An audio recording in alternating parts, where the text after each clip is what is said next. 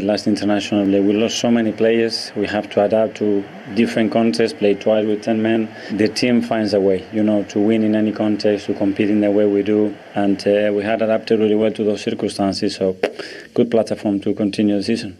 Gabi, first, congratulations on the goal, on the win. I want to start with your goal because you timed that run almost perfectly and great assist from Saka as well. Yeah, great ball from B.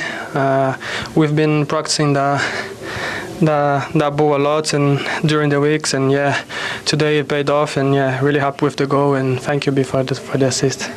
There was a long wait for VAR to check. What were you thinking on that moment? Because it was very tight, but the timing of your run was really good. Yeah, I wasn't sure if I was on, and I was just praying for he was on. So yeah, really happy with the goal and happy he wasn't offside.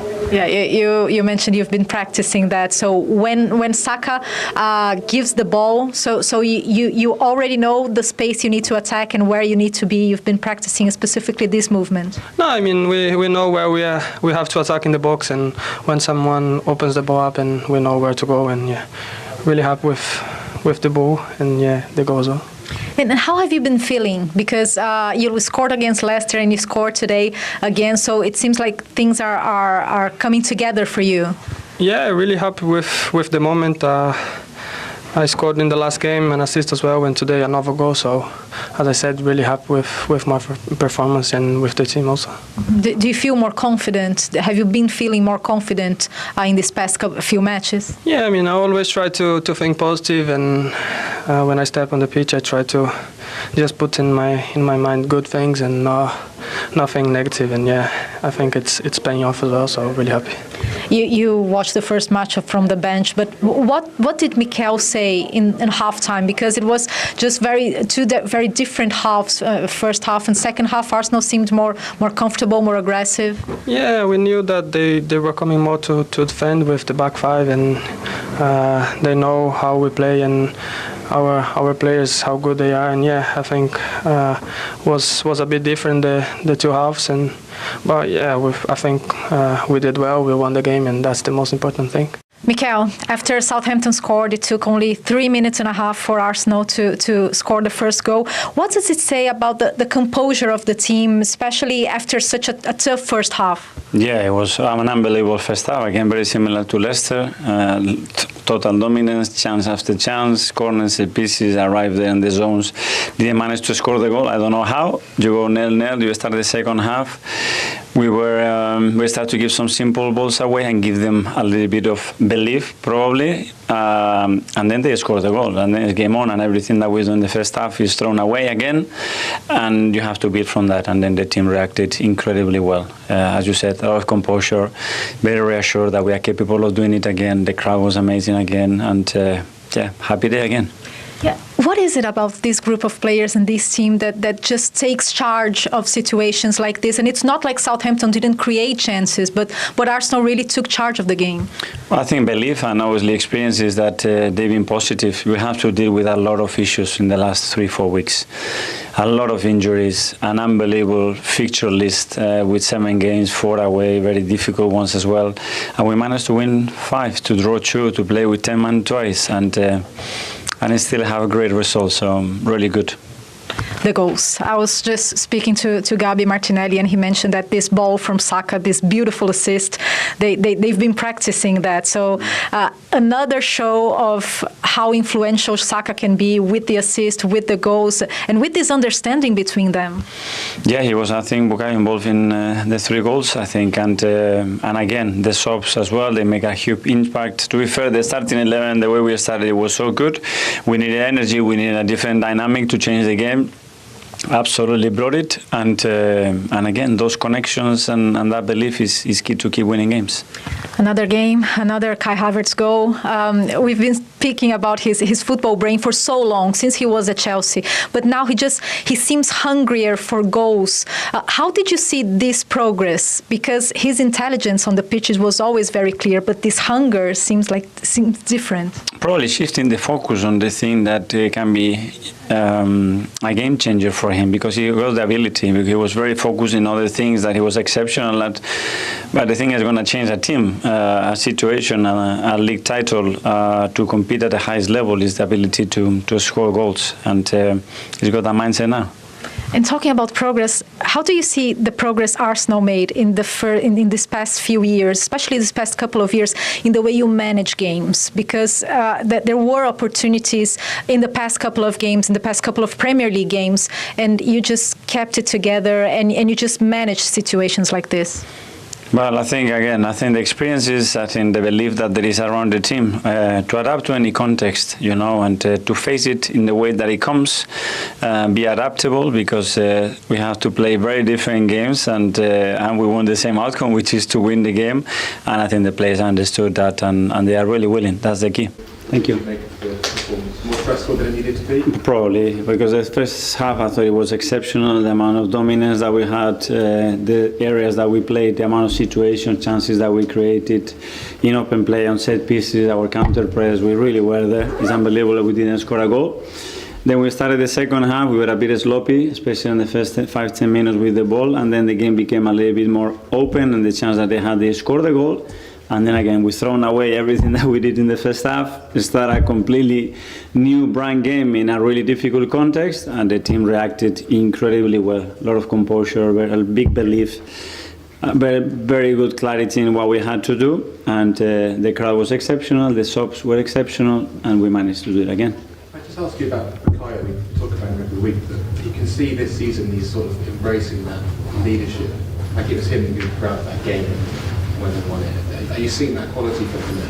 For sure, and that's the maturity and that's the steps that players have to do. And he's been long enough in the team now, and he has earned the right to have that role.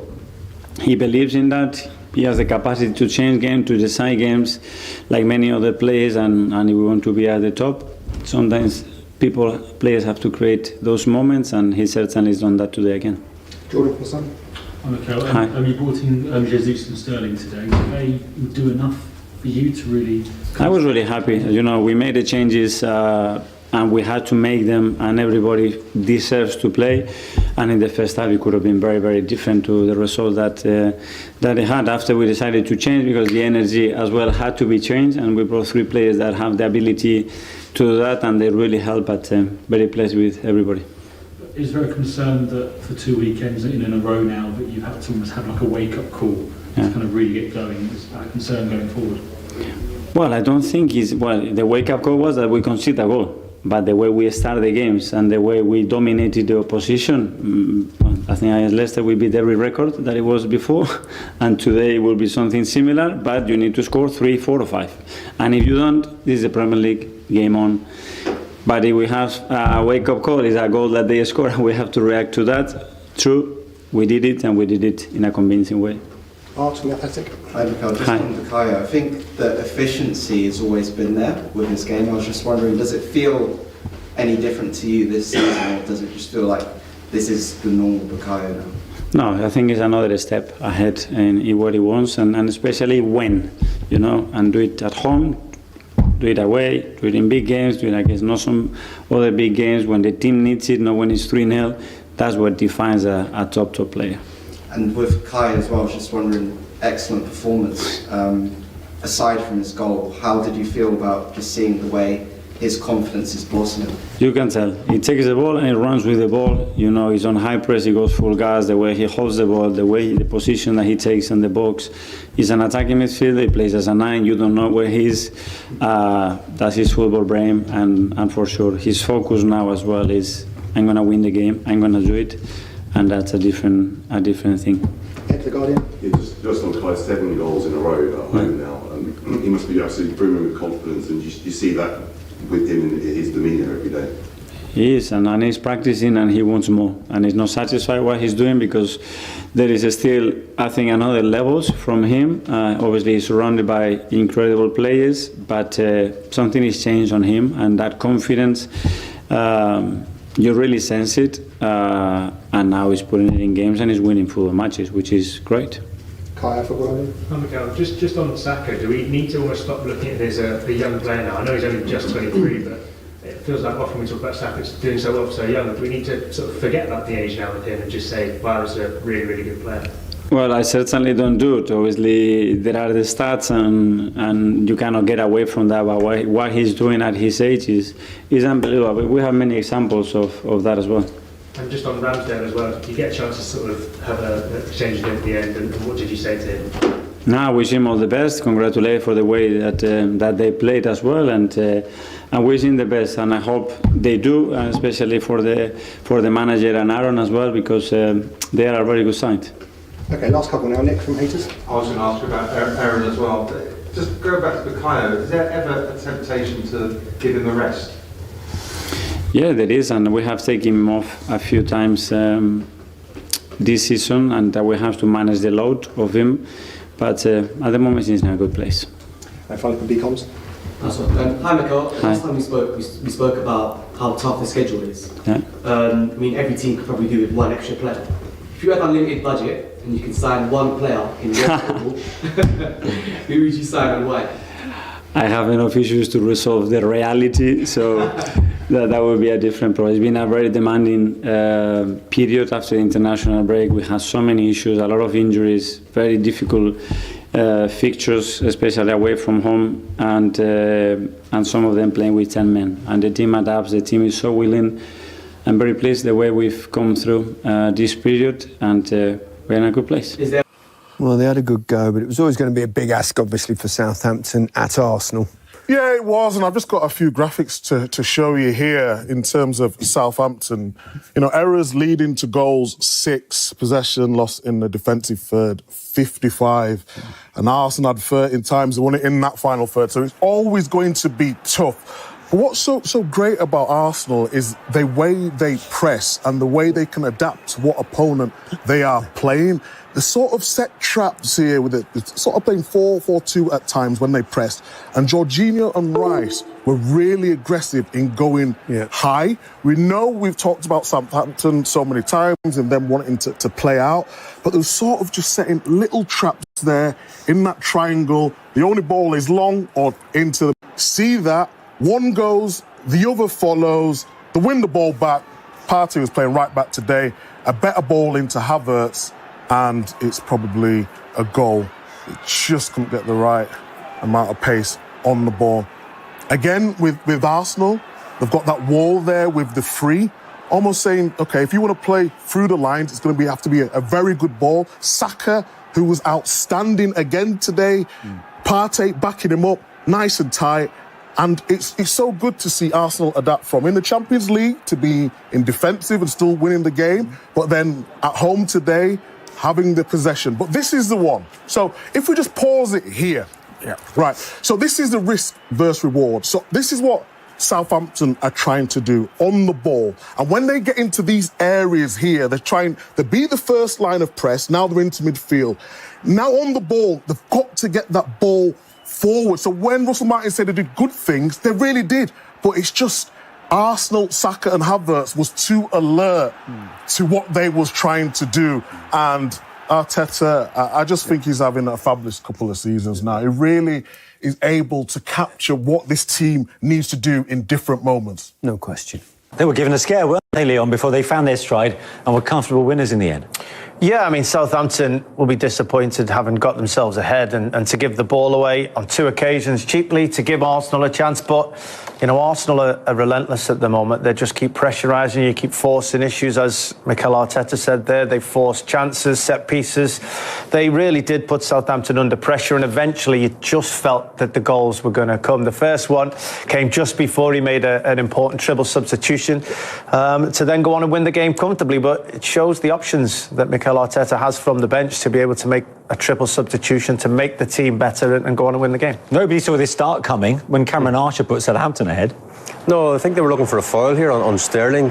For me, it's probably not a foul. There's a bit of a coming together there. Not enough. The referee's right there. You can see in the shot, he's close to it. But, when you're down at the bottom and you get a goal away from home especially, you've got something to hang on to. And Liam rightly says they shot themselves in the foot with the goals to give away. But, Archer with a brilliant finish. It takes a bit of a deflection, I think, off the defender when he gets the shot off. But it's a tidy finish. You'll see it from here.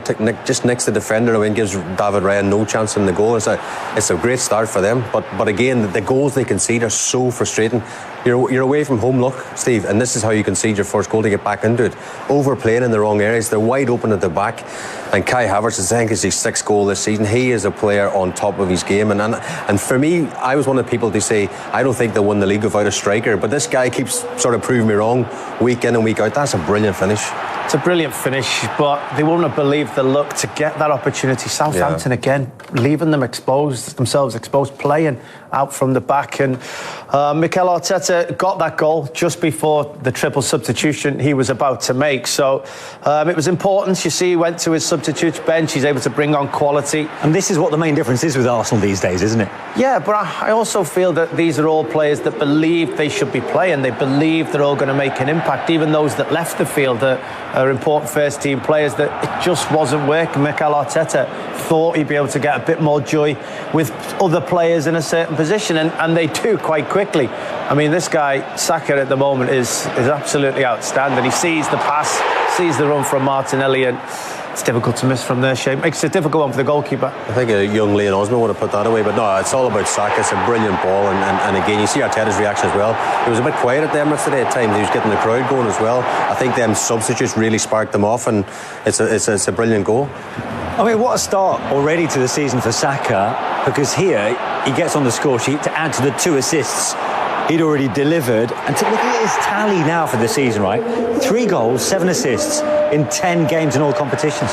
Yeah, I mean, he just gets some joy from following the pass. Trossard actually gets tackled there, but it's such a poor mistake defensively again from Southampton. But, there he is in the position, Saka, following up, working hard, being in that moment to make that, that victory. The defending, you're looking at that and you're like nearly hiding behind the sofa. Yeah. Like if they want to stay in the Premier League, Southampton, they have to clip. 2 of them goals are avoidable, clearly avoidable. So poor defending. But we've seen that before already, haven't we? We have seen that before, and Russell Martin. He says he's not going to change, and if he doesn't change, there's only going to be one outcome. They're going to go back down again. So he needs to do something.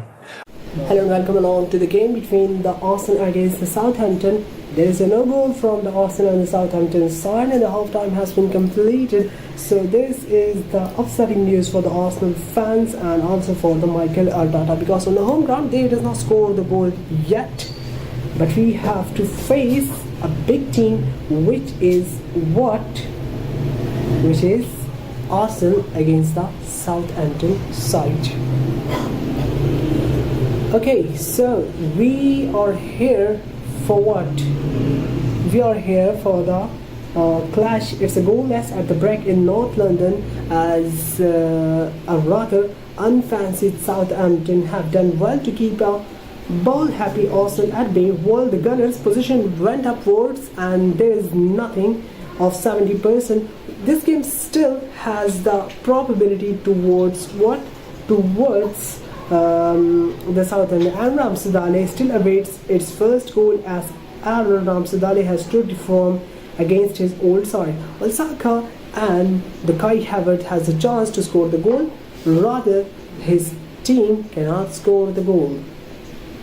So of course trouble for the Saints, as well as 3 yellow cards. The best opportunity actually came to Jorginho, and Thomas Partey, the Italy international, sent a clash against the powerful half volley from the edge of the box, just wide of the 40 minutes after launching onto a Kyle Walker-Peters block. The Italy international sent a powerful half volley from the edge of the box, just wide in the 14 minutes after the edge of the box, just wide in the 14 minutes after launching onto a Kyle Walker-Peters block. Minutes later, Partey also struck from the edge of the area. However, his low attempt was parried by Ramsdale before it was scrambled away from Raheem Sterling. Okay, this is all the news that Gunners does not score the goal yet against the Southampton, and the second half has been started. but still there is nothing from each side. Will Gunners score the goal and take the lead or not? We will talk about that. So what about the lineups? That has been settled by the Gunners against the Southampton side. So Raya and Aaron Ramsdale both are the goalkeeper, but in the start of the game there is Aaron Ramsdale, but in the second half now David Raya again has entry against the Aaron Ramsdale is the goalkeeper for the Southampton side, because he has been removed in the last session, and now the goalkeeper for the Gunners is the David Raya. David Raya faces the Aaron Ramsdale, and David Raya keeps motivate the Arsenal side to make it. Verida also comes in. So we have to talk about this, and we will fall into that game. Okay, so there is a City also game against the Manchester City faces the Fulham side. Okay, Man City faces the Southampton side. Fulham side, and what they will do we will see. After the 47 minutes has been completed, there is still nothing we have seen so far against the Gunners side. There is a lead for the Manchester City once again by the Kovacic, and all the stuff went into the blame. We have seen that Pep Guardiola is now happy because Manchester City scored the goal against the side, which is Fulham side. Okay, that's the news that Manchester City scored the goal against the Fulham side.